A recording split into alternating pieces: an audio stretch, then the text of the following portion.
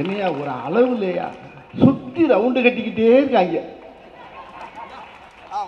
ஒரு முதலமைச்சர் இன்னைக்கு அவர் இல்லைன்னா இந்த தமிழுக்கு இன்னும் கேடு வந்திருக்கும். இதை நான் ஒரு தமிழனாங்கன்னு சொல்கிறேன்.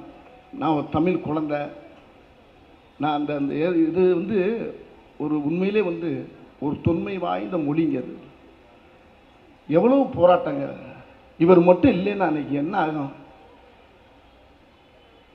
ஒரு விஷயத்தை சொல்லிடுறேன்.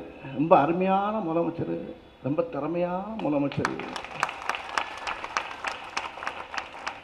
ஆனால் ரொம்ப பொறுமையான முதலமைச்சர்.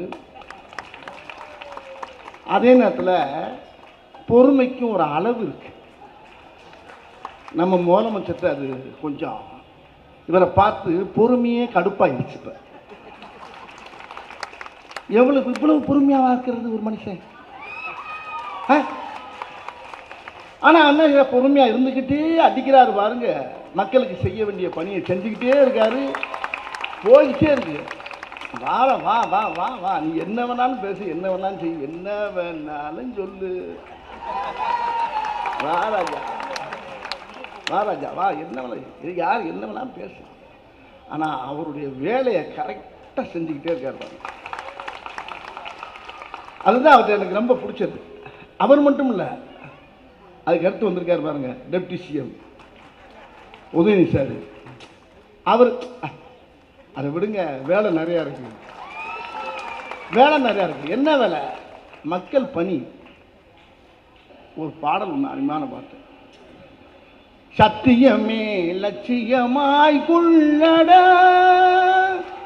சத்தியமே லட்சியமாய் கொள்ளடா, தலை நிமிர்ந்து உனை மறந்து செல்லடா. சத்தியமே லட்சியமாய் கொள்ளடா, செல்லடா. வழியினிலே எத்தனையோ மேடுமள்ளும் உன்னை இடற வைத்து தள்ள பார்க்கும் புலியிலே.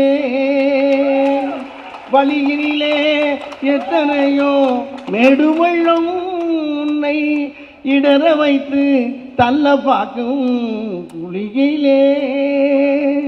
அத்தனையும் தாண்டி காலை முன்வையடா, அத்தனையும் தாண்டி காலை முன்வையடா. நீ அஞ்சாமல் கடமையிலே கண்மையடா.